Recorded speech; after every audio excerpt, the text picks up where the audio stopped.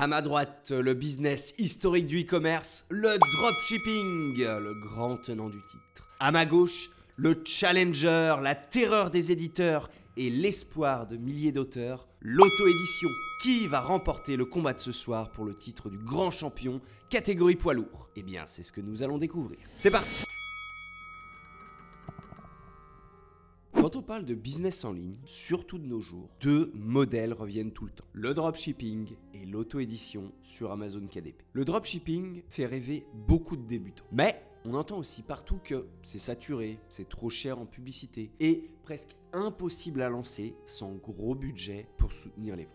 De l'autre côté, Amazon KDP attire de plus en plus d'auteurs et même d'entrepreneurs qui veulent créer un véritable revenu avec leur livre. Mais beaucoup pensent encore que ça prend trop de temps ou que c'est uniquement réservé aux écrivains. Alors, qui dit vrai? Quel business est vraiment le plus rentable, le plus accessible et le plus durable aujourd'hui? Le dropshipping ou l'auto-édition? Dans cette vidéo, je vais comparer ces deux modèles sur 5 critères essentiels. Investissement de départ, facilité d'entrée, compétition, potentiel long terme et liberté. À la fin, vous saurez clairement lequel est le meilleur choix pour vous. Bon, on attaque direct par le nerf de la guerre. Combien ça coûte pour se lancer? On commence par le dropshipping. Sur le papier, on nous vend ça comme le business parfait sans aucun stock à gérer. Mais la vérité, c'est que sans argent, on ne va nulle part en dropshipping. Il faut créer une boutique Shopify avec un abonnement tous les mois. Sourcer ton ou tes produits. Trouver des fournisseurs en Chine ou sur les applis dédiées. Investir dans des pubs Facebook ou TikTok. Et ces publicités, pour qu'elles soient vraiment efficaces, elles ne coûtent pas 5 € par jour. Non, on peut facilement cramer 500 à 1000 € en une semaine sans avoir fait une seule vente rentable. Surtout si on a choisi le mauvais produit. Donc, l'investissement de départ peut être conséquent en dropshipping. Pas astronomique non plus, ok?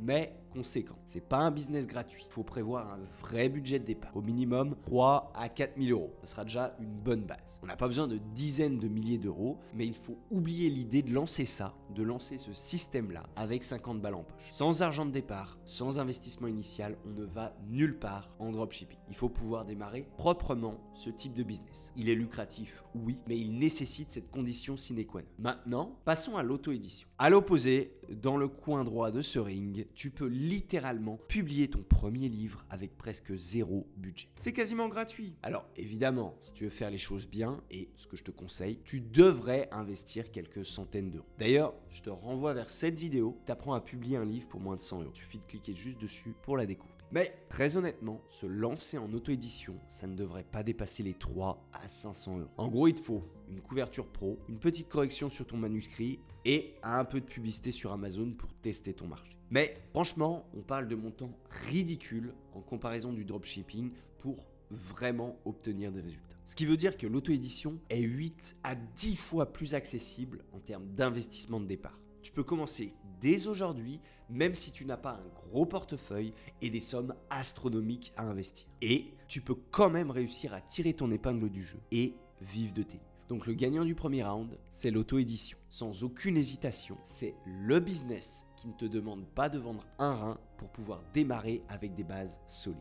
Maintenant, parlons de la facilité pour se lancer dans ces deux business respectifs. Le dropshipping attaque en premier par un crochet du droit. Alors là, accrochez-vous un peu. Créer une boutique en ligne, c'est pas juste mettre 2-3 photos et un bouton acheter ce produit. Il faut gérer la logistique, écrire des fiches produits qui convertissent, régler les publicités, gérer le service client, les remboursements, etc. Bref, ce projet devient une véritable PME en fin de compte, même si on n'a pas de stock à gérer. Et franchement, la courbe d'apprentissage est assez violente, je trouve. Bien que maintenant, il existe des intelligences artificielles qui peuvent créer un site en 2 minutes chrono. Il y a tout de même tout ce côté gestion à gérer. Sans parler de devoir rechercher et sourcer pendant des journées entières un produit gagnant qui n'a pas encore déjà été infesté par la concurrence. Honnêtement, c'est un milieu violent. Rémunérateur certes, mais malgré tout violent.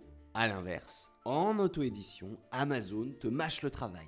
Littéralement, tu as une plateforme simple, tu remplis les infos de ton livre, tu télécharges ton manuscrit, ta couverture et en quelques jours, ton livre est disponible dans le monde entier sur un site internet réputé et visité qui s'occupe de tout. Pas besoin de SAV, pas de retour client à gérer, rien que ça, c'est une énorme épine dans le pied en moins. Le plus dur, ce n'est pas la technique en soi, c'est d'écrire un bon livre et de savoir à qui tu t'adresses. Mais quand tu as ces deux informations-là, que c'est béton, que c'est bien fait, tu as presque tout. Ensuite, il faut simplement faire un joli paquet cadeau, couverture, une page de vente qui plaît à tes lecteurs. Et le reste se fait assez naturellement. Donc le gagnant du deuxième round, c'est Amazon KDP. Barrière d'entrée ultra basse, ce n'est pas magique, on est bien d'accord, mais comparé au dropshipping, c'est infiniment plus simple et plus clean pour un total débutant. Ok, parlons de la concurrence. On attaque avec le dropshipping. Ici, très honnêtement, c'est la jungle. Dès qu'un produit cartonne, il est copié par 500 autres boutiques dans la semaine. Tu trouves une pépite, tu crois que tu as décroché le jackpot, 2 semaines plus tard, tu as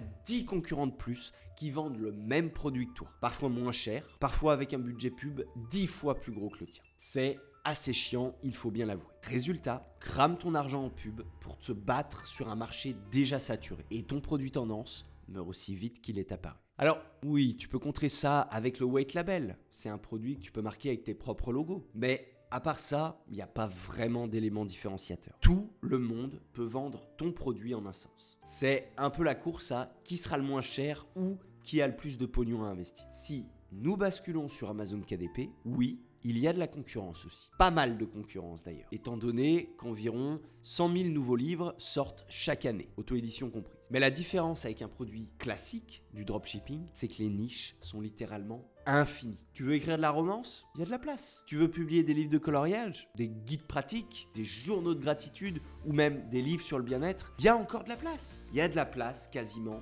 partout sur toutes les niches. La clé dans tout ça, c'est la recherche approfondie et surtout la différenciation. Si tu sais trouver un angle précis, tu peux encore sortir ton épingle du jeu et très bien en vivre. Donc, le verdict du round 3, l'auto-édition gagne encore. Mais attention, ce n'est pas une promenade de santé non plus, soyons bien clairs. Ça reste difficile et le dropshipping peut encore énormément briller si tu tombes sur un bon produit et que tu bouges vite. Mais en termes d'opportunités, KDP reste beaucoup plus ouvert et moins saturé. Maintenant, tournons-nous vers l'horizon. Si on attaque par le dropshipping et son potentiel long terme, il y a un problème majeur qui influence beaucoup la balance. Et le problème, c'est que c'est un modèle fragile. Bah oui, on dépend des publicités Facebook, TikTok, Google. Et si tes campagnes s'arrêtent, tes ventes s'arrêtent aussi. Drastiquement. Du jour au lendemain, tu peux ne plus rien encaisser. Tout dépend aussi de ton fournisseur qui est à l'autre bout du monde. Un changement de règle, un délai de livraison plus long et ton business peut littéralement s'écrouler du jour au lendemain. Alors,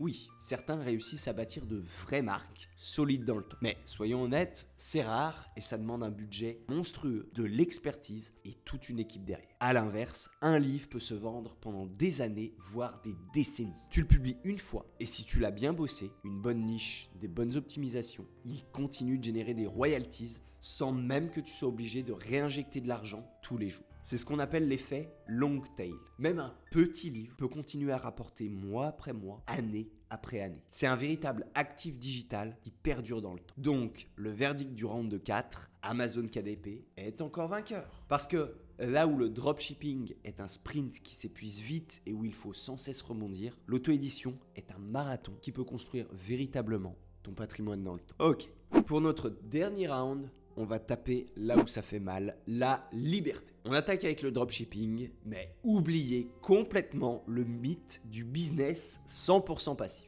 En dropshipping, si ça fonctionne, vous passez littéralement vos journées à gérer les clients, répondre aux messages, traiter les remboursements, vérifier que votre publicité tourne, etc., etc. Bref, vous êtes littéralement collé à votre écran H24. Et le pire, c'est que si vous arrêtez vos pubs, vos ventes s'arrêtent immédiatement. Pas vraiment du passif. De l'autre côté, avec l'auto-édition, là, c'est totalement différent. Une fois que votre livre est publié et optimisé, alors j'insiste, optimisé, d'accord? Il continue de tourner. Un lecteur découvre votre livre aujourd'hui, peut l'acheter dans 6 mois, dans 2 ans, sans même que vous soyez en train de faire quoi que ce soit sur votre business. Et si vous avez une série, c'est encore plus puissant. Un lecteur qui accroche au tome 1 achètera très probablement les tomes suivants sans que vous ayez besoin de lever le petit doigt. C'est magnifique, non? Vous imprimez littéralement de l'argent pendant que vous dormez, pendant que vous vous brossez les dents ou pendant que vous profitez de votre famille. Donc, verdict du round 5, à nouveau, à Amazon KDP en sort vainqueur. C'est un modèle beaucoup plus proche du vrai revenu passif. Pas parfait, ok? Il y a toujours du boulot. Un nouveau livre à sortir, une petite publicité à gérer, etc. Mais c'est incomparable avec le dropshipping où vous devez rester constamment en mode pompier, à l'affût du moindre départ de fumée et prêt à partir en intervention. Alors, verdict final, est-ce que KDP enterre complètement le dropshipping? Bah non, si on est honnête. Le dropshipping peut encore fonctionner. Il fonctionne d'ailleurs encore, mais il demande un énorme budget, une vraie expertise en publicité et énormément d'énergie pour rester rentable et dans la course. Alors que l'auto-édition sur Amazon KDP, c'est beaucoup plus accessible pour les débutants, beaucoup plus durable dans le temps et surtout beaucoup plus gratifiant. Parce qu'au lieu de vendre un banal gadget qui sera oublié dans 2 semaines, vous créez de la valeur durable avec vos livres. Vous construisez un actif, un patrimoine digital qui peut continuer à rapporter pendant des années, voire jusqu'à la fin de votre vie. Si vous voulez construire un business en ligne qui tienne vraiment dans le temps, pour moi, le choix est très clair, c'est l'auto-édition sur Amazon KDP. Maintenant, c'est à vous de jouer. Dites-moi en commentaire si vous choisiriez plutôt KDP ou le dropshipping pour 2026. Et pourquoi ce choix, évidemment. Vous le savez, je lis tous les commentaires. Bien, nous arrivons donc à la fin de cette vidéo. Et qui dit fin de vidéo dit le tirage au sort. Le gagnant de cette semaine qui remporte 1 heure de coaching avec moi est... Tadam ! Son nom s'affiche juste ici. Félicitations à toi. Je suis vraiment ravi et j'ai hâte qu'on puisse discuter ensemble de ton avenir en auto-édition et de voir sur quels éléments on va pouvoir travailler. Tu peux me contacter directement sur mon adresse mail qui s'affiche juste ici. Pour les autres, ne vous en faites pas. Évidemment, à chaque nouvelle vidéo qui sort, un nouveau tirage est en jeu avec à la clé 1 heure de coaching à gagner avec moi d'une valeur de 150 €. Donc, si vous voulez participer, c'est très simple. Abonnez-vous, c'est vraiment important. Mettez un petit like et surtout commentez cette vidéo. Le résultat de ce nouveau tirage au sort sera annoncé jeudi prochain à 18 h avec la sortie de la nouvelle vidéo. Pour ma part, je vous dis à très bientôt. Salut!